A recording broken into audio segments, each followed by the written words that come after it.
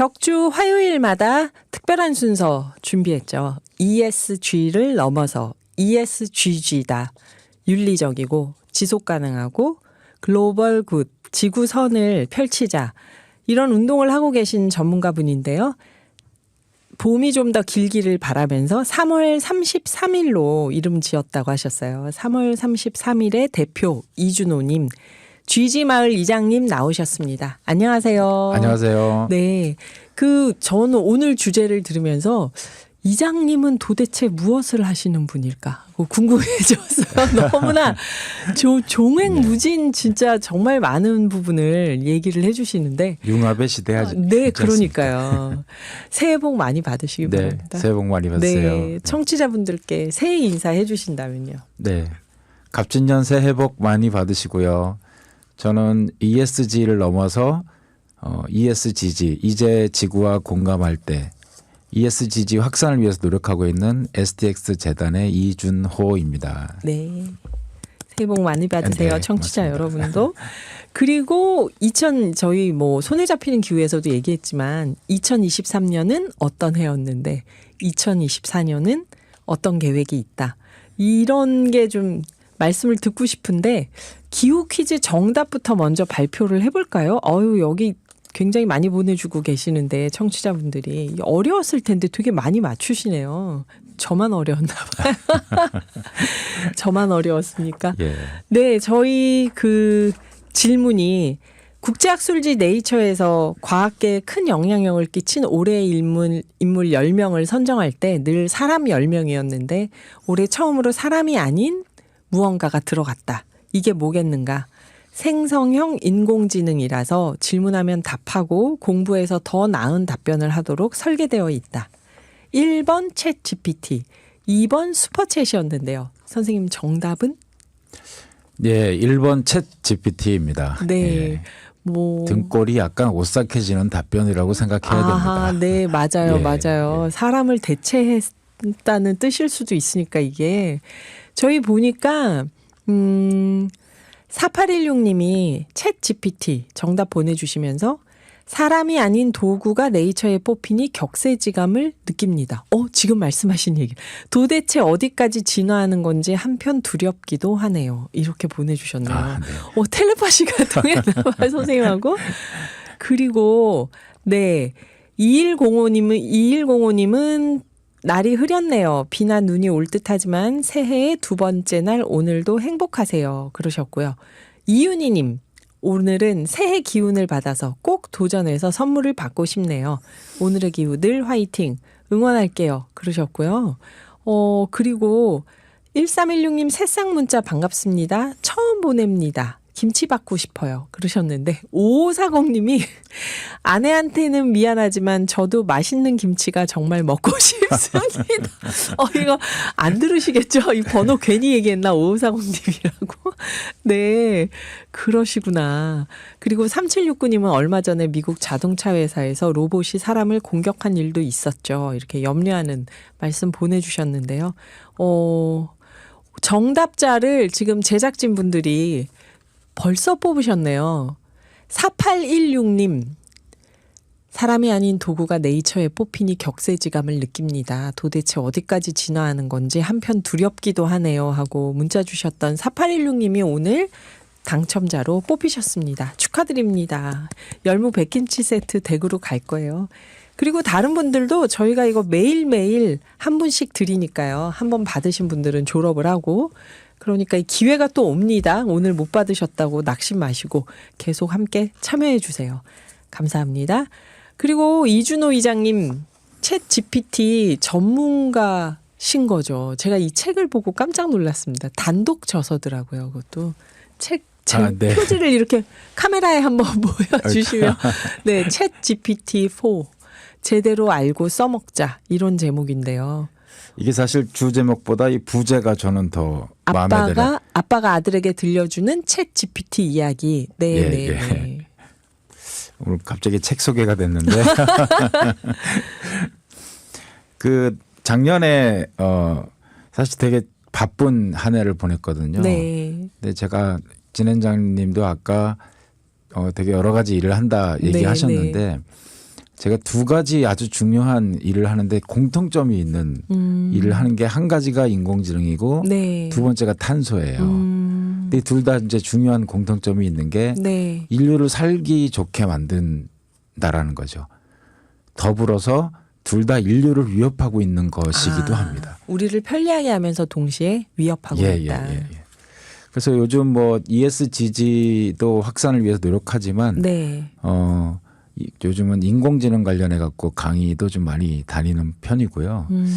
제가 작년에 강의하면서 마지막으로 내린 작년을 한 해를 딱 한마디로 표현한다면 네. 졸면 죽는다. 안 돼요. 너무 무섭습니다. 강의하다가 졸면 죽는다 얘기하면 아무도 조시는 분이 없더라고요. 네. 그 졸면 죽는다. 이게 이제 수강생분들한테 이장님 강연을 듣다가 졸면 죽는다. 이 뜻은 아닐 거 아니에요. 그렇죠. 그렇죠. 네. 사실 이 졸면 죽는다는 자고 일어났더니 경쟁자가 또 출현해 있는 계속 바뀌어 있다. 인공지능 무한 경쟁 시대를 대변하는 네. 제가 만든 말 아닙니다. 그런 말들이 나오고 있는 거고요. 사실 뭐 2020 재작년이 됐네요. 11월 30일 날 챗GPT가 처음으로 대중에게 공개가 됐거든요. 네. 그 전에도 인공지능 역사는 오래됐지만 대중에게 공개된 이후부터 이제 우리가 다 누구든 알게 된 상황이 됐고 챗GPT를 진행자님도 혹시 써보셨나요? 아직 안 써봤는데요. 제가 읽은 책에서 저자가 몇 장 챕터는 내가 챗GPT로 한번 써봤다. 뭐 이런 게 있어가지고 사람들이 이 정도까지 지금 이걸 사용하고 있나고 깜짝 놀랐어요. 하루 만에 책을 쓰시는 분도 나왔습니다. 챗GPT를 활용해서요. 예. 어휴, 이게 도대체 뭔가. 그리고 요새 공모전에 보면 또 그게 있어요. 그 AI 사용해서 공모한 게 드러나면은 그 당선을 취소합니다. 이 소설이나 문학작품 공모전에서 네네. 그게 꼭 한 줄 들어가더라고요, 요즘은. 아마 끊임없이 논란의 대상이 될 겁니다. 네. 저작권 문제를 포함해서. 그 선생님 이 책을 그런데 뭐 아드님 다음 세대에게 잘 알려주고 싶어서 쓰셨겠지만 많이 바쁘셨는데 또 이렇게 책까지 쓰셨던 어떤 계기가 있었을까요? 솔직히 저는 인공지능을 전공한 사람은 아니거든요. 네. 그리고 이전까지 책을 편찬한 경험이 있는 것도 아닙니다. 심지어는 작년 2월 10일 날 처음으로 챗 GPT라는 용어를 접했을 정도로 네. 몰랐었죠. 써보니까 너무 훌륭한 겁니다, 이게. 그래서 이제 열심히 쓰다가 이제 중학교 3학년 아들이 네. 좀 이제 독특하거든요. 웹소설도 쓰고 코딩 공부도 하고 뭐 작곡도 하고 되게 이제 자기만의 그 삶을 즐기는 친구인데 이거 부모님이 이해해 주시니까 또 이렇게 살 수 있는 거죠. 제가 컨트롤할 수 없는 부분이라고. 언터처블인가요? 네. 그래서 그 챗GPT를 한번 써보라고 했더니 하루를 써보고 나서 깜짝 놀래갖고 아빠 내가 뭘 해야 될지 모르겠어. 어머나. 왜냐하면 자기가 열심히 성취감을 느끼면서 공부했던 코딩 또는 소설 쓰는 거 네. 이런 것들이 챗GPT가 다 해주니까 자기가 이제 배우는 의미가 없다라고 판단을 한 거예요. 그래서 순간 제가 오히려 깜짝 놀라서 야 아들에게 답을 해줘야 되겠다. 그래서 이제 챗GPT를 제가 직접 사용하면서 네. 아들에게 답을 해주는 그 과정을 이제 책으로 이제 쓰게 됐습니다. 그래서 그 부제가 아빠가 아들에게 들려주는 챗GPT 이야기가 이제 그렇게 달린 거죠. 저처럼 아직 사용해 본 적 없는 사람이 이걸 꼭 읽어봐야겠네요. 예. 그렇구나. 챗GPT 관련한 책들이 많이 나와 있는데 이 책이 주간 베스트셀러 목록에 있다고. 예, 영광스럽게도 지금 제가 책을 낼 당시에는 몇 권 없었거든요. 챗GPT에 대한 책이. 근데 지금 이제 340권이 넘었습니다. 챗GPT 주제로. 네. 그리고 거의 뭐 매주 한 권씩 나온다고 할 정도로 많이 나오고 있는데 그래도 주간 베스트셀러에 아직 남아 있는 게 다행스럽게 생각하고 사람들이 있습니다. 읽으면서 도움이 되나 보죠. 약간 인문학서 같은 느낌.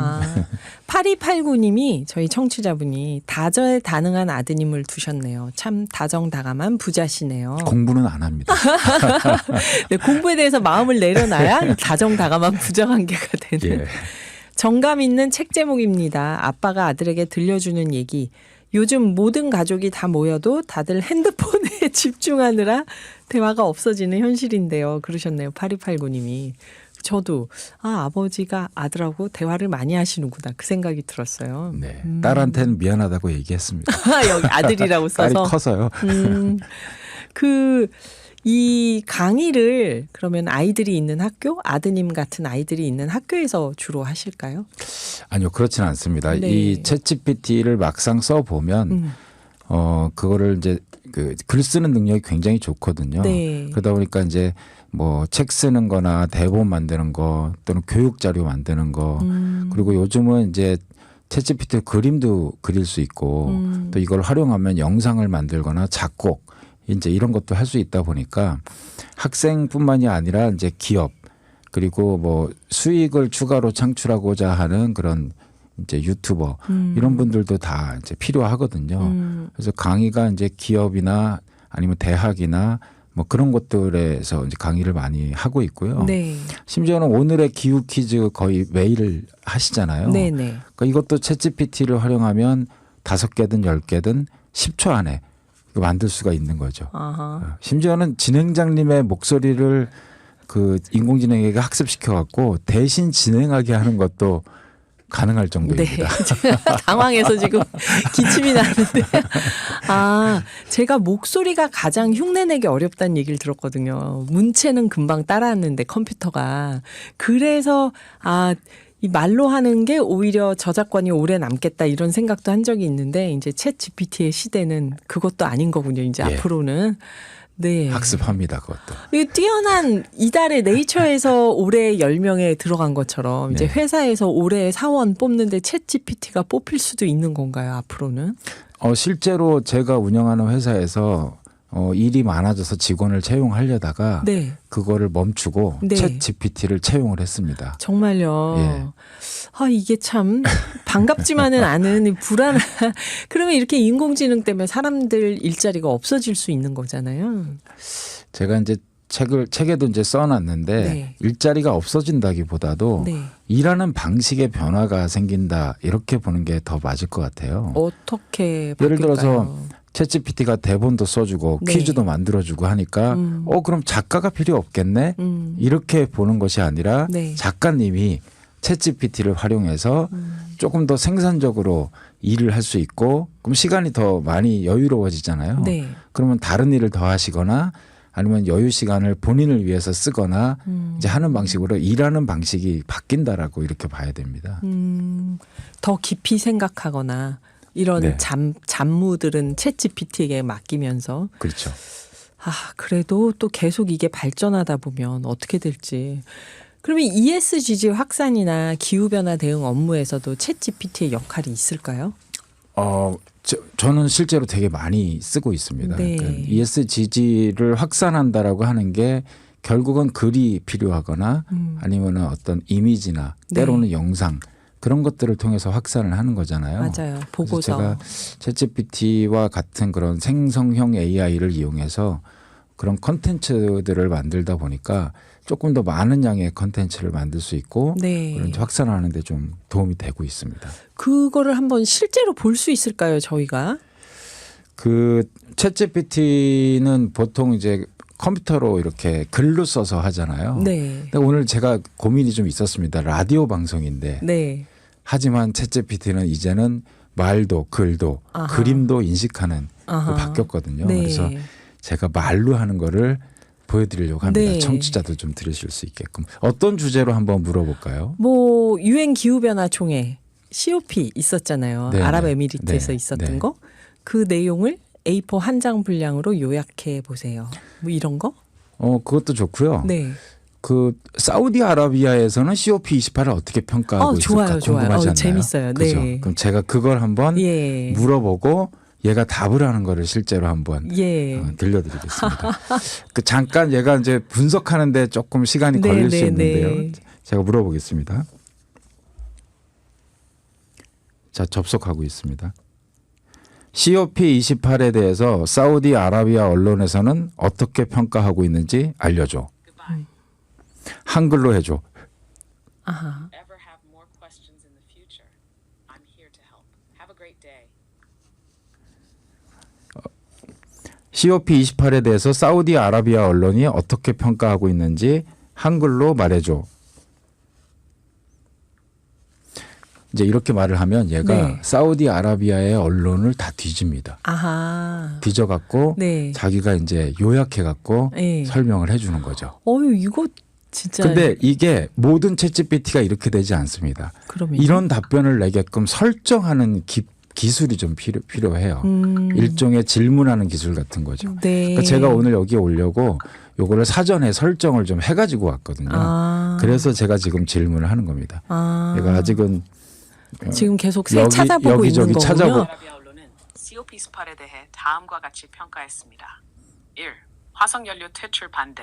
사우디아라비아는 COP28에서 화석연료의 단계적 퇴출에 강력히 반대했어요. 에너지 장관 프린스 압둘 아지즈 빈 살만은 화석연료의 퇴출을 거부하며 이는 협상에서 어려운 점이 될 것이라고 밝혔죠. 그는 사우디아라비아가 세계 최대의 석유 수출국으로서 이에 동의하지 않을 것임을 강조했어요. 2. 서방의 기후 재정 지원 비판. 사우디아라비아는 서방 국가들의 새로운 기후 손실과 손해 기금에 대한 기부를 사소한 것으로 평가하며 리야드가 개발도상국에 제공한 약속을 강조했어요. 유럽연합과 미국을 포함한 기부자들로부터 약 6억 5,500만 달러가 모금되었지만 이는 활동가들에 의해 충분하지 않다고 비판받았죠. 3. 에너지 부문 개혁. 사우디아라비아는 재생 가능 에너지 투자와 에너지 효율 개선을 통해 2030년까지 경제 탈탄소화를 시도하고 있어요. 그러나 이 목표는 사우디아라비아가 매일 수출하는 890만 배럴의 석유에서 발생하는 온실가스 배출을 포함하지 않는다고 해요. 이러한 평가를 종합해보면 사우디아라비아는 COP28에서 화석연료의 단계적 퇴출에 대한 반대 의견을 분명히 하며 기후변화 대응에서 자국의 경제적 이익과 에너지 안보를 중시하는 입장을 취한 것으로 보입니다. 아, 너무 재밌네요. 대단하지 않습니까? 너무 재밌네요. 그러니까 이게 뭐 사전 지식이 좀 있는 분들이 들어야 더 재밌겠지만 그래도 네네. 충분히 이 정도면 와. 그래서 이런 것들에 대한 이제 분석에 네. 대한 글이나 뭐 요즘은 AI 뭐 저기 기자도 나타났기 때문에 네네. 네, 기자가 글 쓰는 것도 너무도 쉽게 쓰고 있죠. 아, 놀랍네요. 이게 오늘 한 번으로 챗GPT 이야기를 끝내기가 좀 아쉬운데요. 다음번에 또 챗GPT 활용 사례나 기후변화 대응에 대해서 우리가 어떻게 이걸 활용하고 있을지 좀 자세히 소개해달라고 미리 부탁을 드려도 될까요? 네, 준비해 보겠습니다. 네. 그 오실 때마다 기후 실천 기업이나 사례를 소개해 주셨잖아요. 네네. 오늘은 어떤 사례일까요? 저희 ESGG 운동을 같이 하고 있는 네. 미술 작가님을 모셨습니다. 김일동 그 아티스트인데 네. 작가님이 그 지지 마을의 그 지지를 갖다가 직접 그리신 아, 분이신데 그 다람쥐 그림 네, 네, 그리셨던 네, 그분이죠. 네, 맞습니다. 네, 네, 네. 네, 네. 정말 예. 굉장히 그 잘 그린 팝아트라는 생각을 했었는데요. 그래서 작가님 이야기를 들어보면 이제 그리는 것보다도 더 중요한 거는 관점을 어떻게 바꾸느냐에 관련되는 이야기들을 아마 네. 좀 해주실 겁니다. 그렇군요. 예, 예. 기대가 됩니다. 이따가 3부에서 음악 듣고 3부에서 뵐게요. 이따가 11시 30분에 김일동 작가님 모시고 또 이준호 이장님하고 같이 미술과 환경에 대한 이야기 이어가 보겠습니다. 찰리 포스가 부릅니다. We don't talk anymore. 착한 밴드 이든이 불러준 귀여운 북극곰 로고송으로 4부 시작합니다. 여기는 FM 99.9 오늘의 기후고요. 진행하는 저는 김희숙입니다. 자, 이제 기후마을 누구나 인터뷰 시간인데요. 여러분 짧은 문자 50원, 긴 문자 100원의 정보 이용료가 있는 샵 0999로 혹시 인터뷰 들으시면서 궁금한 얘기 있으면 문자 보내주세요. 저희가 인터뷰에 같이 반영을 하겠습니다. 아까 2부에서 이따가 다시 봬요 막 이렇게 인사를 했는데요. ESG를 넘어서 ESGG 운동을 하고 계신 이준호 GG마을 이장님과 챗 GPT에 관한 얘기를 했었잖아요. 이번에는 ESGG의 GG 다람쥐를 제작한 현대미술 작가 김일동 작가님 함께 모셨습니다. 안녕하세요. 네, 반갑습니다. 안녕하세요. 네. 전 작가님 말씀을 저희 이장님 나오신 첫날 들었어요. 저희가 이거 이쁘다고 했더니 이거 그리신 작가님이 있다 하면서 막 자랑을 하시더라고요. 고맙습니다.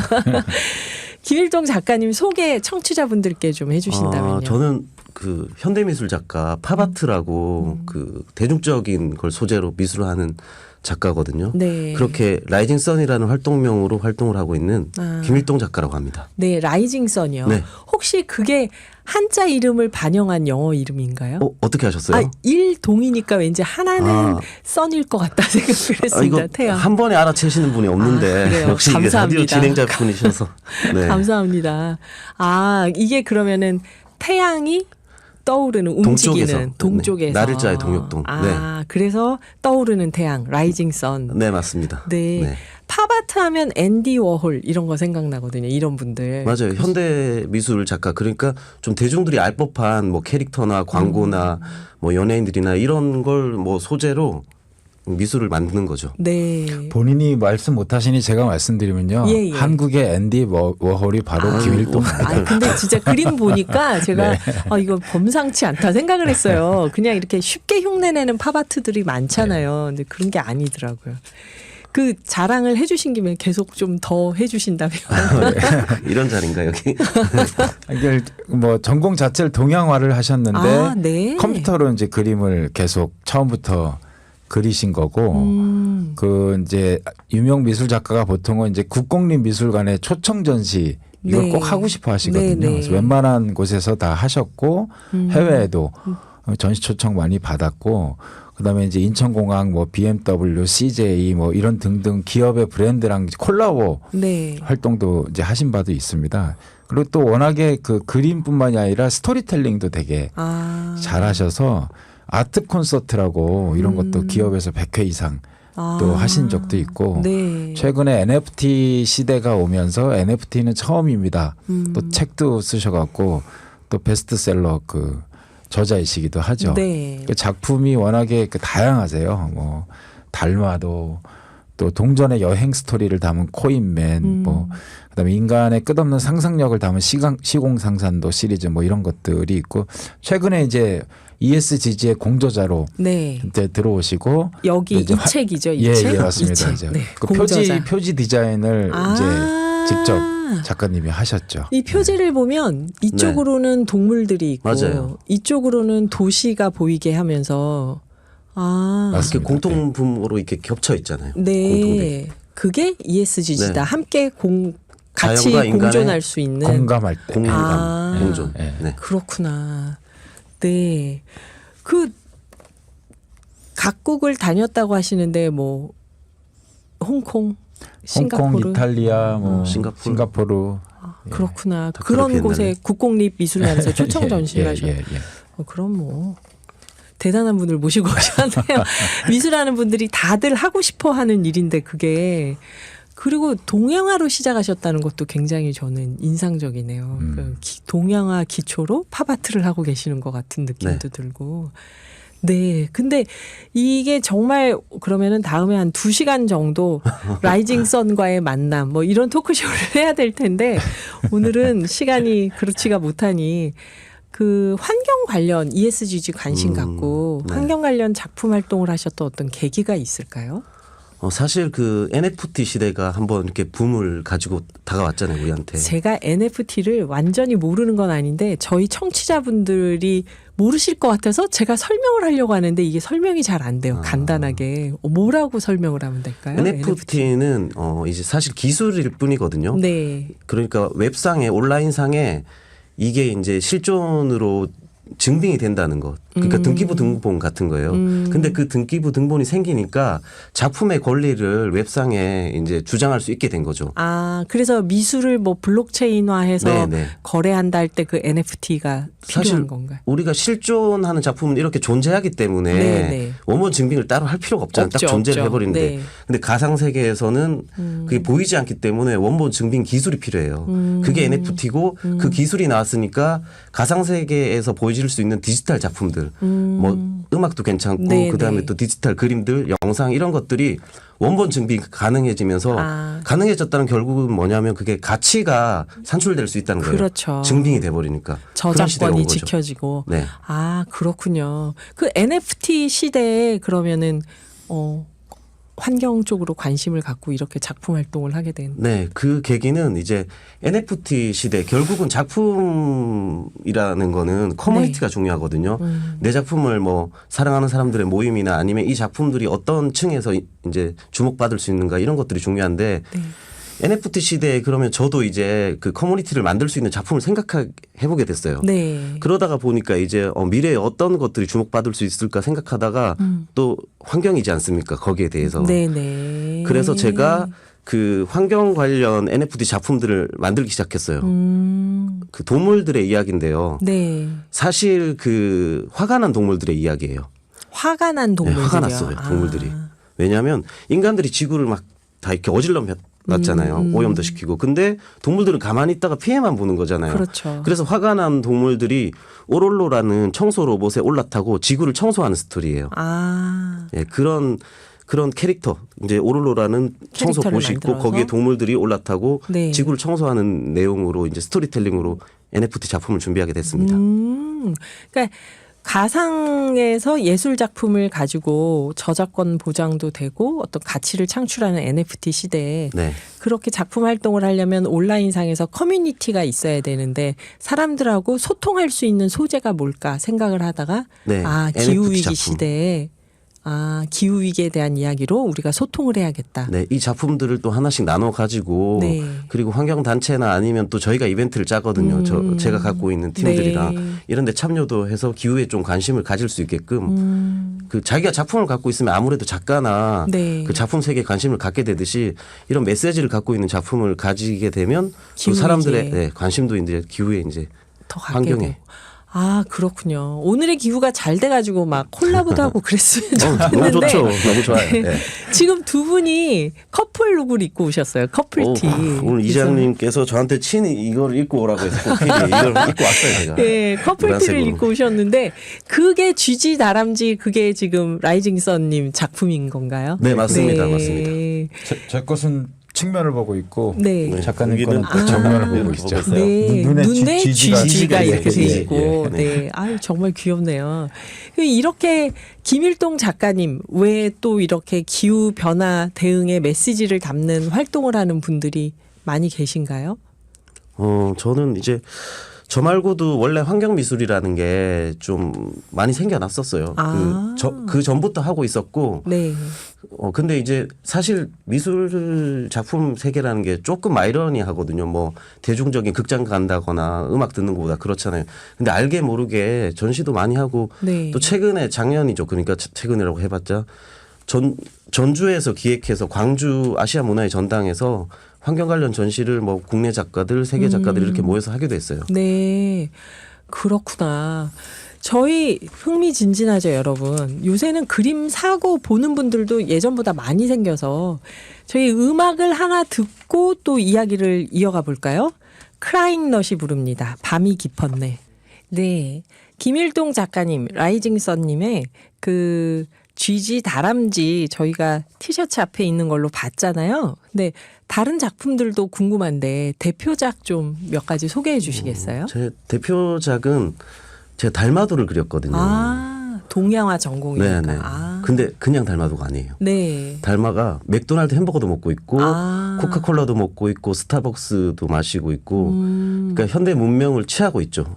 아이폰 이런 거 들으면서 음악. 팝아트 달마도. 네. 아, 이 그림은 어디서 볼 수 있나요? 혹시 저희가 인터넷에서 검색하면 그냥 나오나요? 일단 네이버에서 제 이름을 치시면 되고 아, 네. 네, 아니면 뭐 김일동 닮아도 뭐 이런 식으로 치면 이미지를 볼 수 있습니다. 아, 네, 궁금하네요. 이거 한번 보고 싶은데. 네, 뭐 보신 분들도 계실 거고 그럴 미술관에서. 것 같네요. 그리고 또 달마도가 있고 또 제가 대표작 중에 하나가 이제 부엉이를 그렸는데 조금 기계적인 부엉이에요. 그 눈물을 흘리고 있거든요. 네, 커피를 뽑아내는 자판기 형태의 부엉인데 네, 그 기계라는 게 현대 문명과 어떤 구조로 돼 있잖아요. 모든 게. 네. 그 속에서 사람들이 이제 일하고 테두리 속에 틀 속에 갇힌 모습을 보면서 슬퍼서 눈물을 흘리고 그 눈물이 커피의 원료가 돼서 사람들이 받아 먹고 그리고 다시 힘을 이제 부스트업을 해서 일자리로 돌아가고. 아, 근데 그게 슬퍼서 눈물이 안 그쳐요, 사실. 아, 슬프잖아요. 계속 쳇바퀴 도니까. 네. 그러니까 또 다시 커피를 받아 먹고 또 일하고 또 눈물 흘리고 아, 이런 관계에 대해서 그렸어요. 왠지 매일매일 출근하는 분들이 문득 떠오르기도 하고 그냥 커피 루악이라고 네.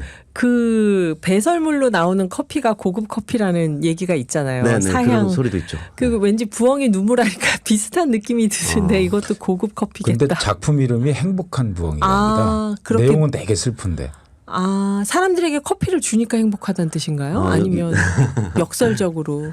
너무 좋게 생각해 주시는데 좀 네. 역설적인 의미예요. 아하. 왜냐하면 사실은 사람들이 야근하고 힘들어지면 안 좋잖아요. 네. 근데 이 부엉이 자판기는 커피 장사를 해야 되니까 야근하기를 바라는 거죠. 사람들이 힘들수록 사니까. 사니까. 근데 아. 그게 사실 힘들면 힘든 감정에 우리는 좀 슬픔을 느끼는데 네.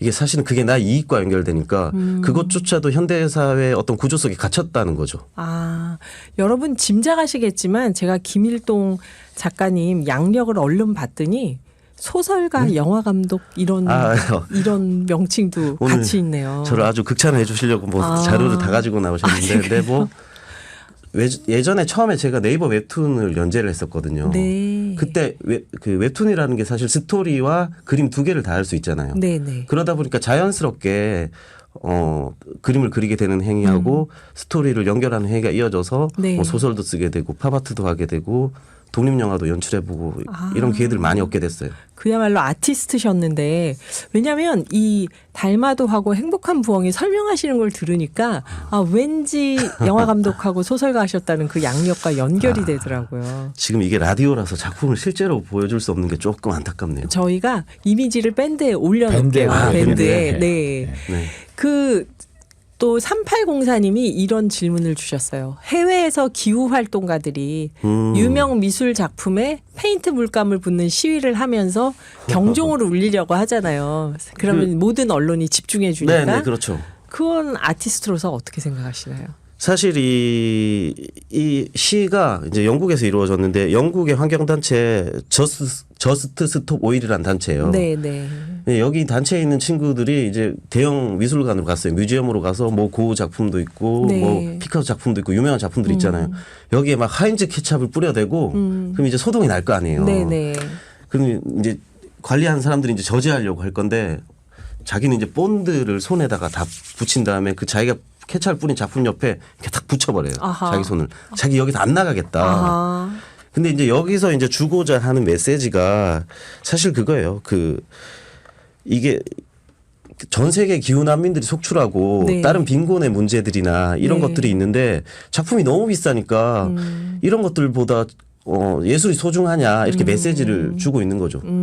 사실 저는 작가이기 때문에 예술도 소중하다고 생각하는데 네. 또 이런 계기를 통해서 근본적인 어떤 기후나 난민에 대해서 생각해 볼 수 있는 그런 물음을 던지는 것 같아요. 우리들한테. 그래서 결국 감정 전달이잖아요. 네. 이런 퍼포먼스를 함으로 인해서 또 공감할 수 있는 부분이 생기고 또 한 사람이라도 네. 이제 관심을 가지게 된다면 긍정적인 영향이 될 거라고 생각합니다. 아우.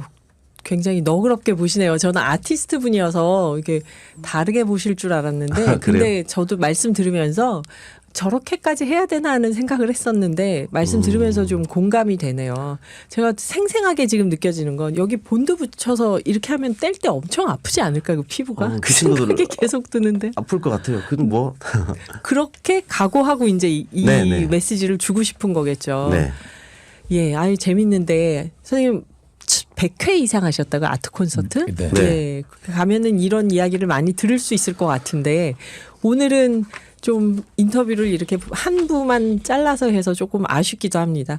근데 저희 쥐지마을 이장님 매번 오실 때마다 이렇게 깜짝깜짝 놀라는 분들을 모시고 오시는데 오늘 뿌듯하시겠어요. 이렇게 또 소개하시고 나서 어떠신가요?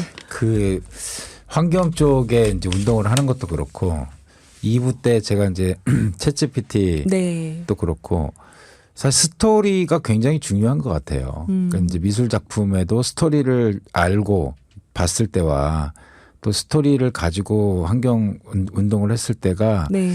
그만큼 공감되는 것도 다르고 느낌도 많이 다르기 때문에 사실 뭐 오늘 또 역시 또 작가님이 스토리텔링을 해주시니까 훨씬 네. 더 즐거움이 배가 되는 것 같고 셀럽을 모실 수 있어서 영광이었습니다.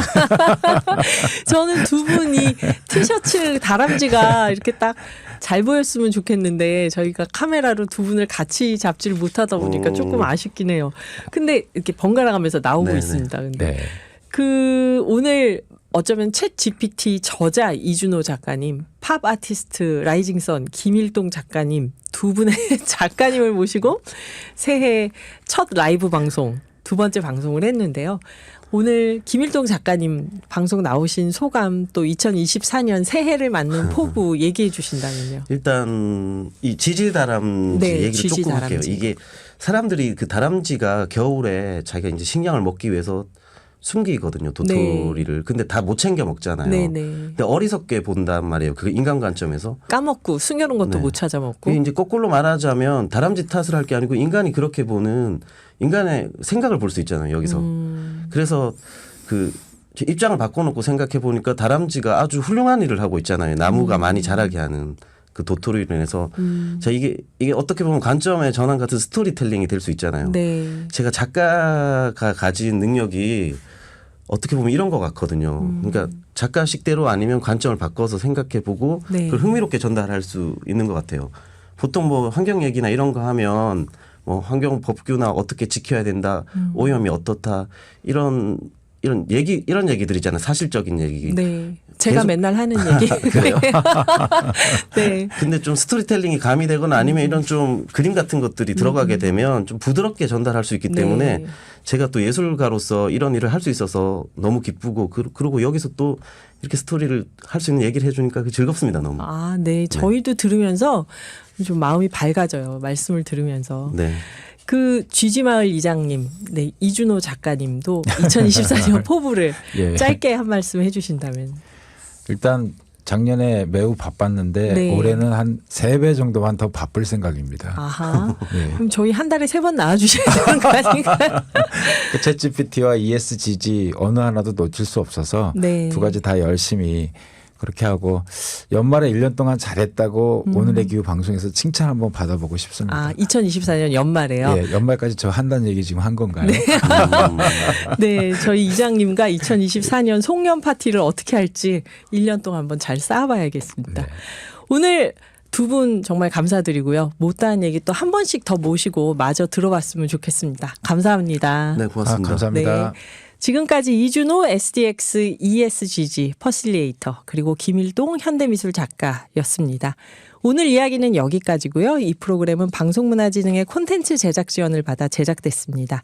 마지막 곡으로 러브홀릭 버터플라이 들으면서 인사드릴게요. 지금까지 작가 허윤선, 연출 노광준, 보이는 라디오 나종강, 이민상 진행해줘 김희숙이었습니다. 감사합니다.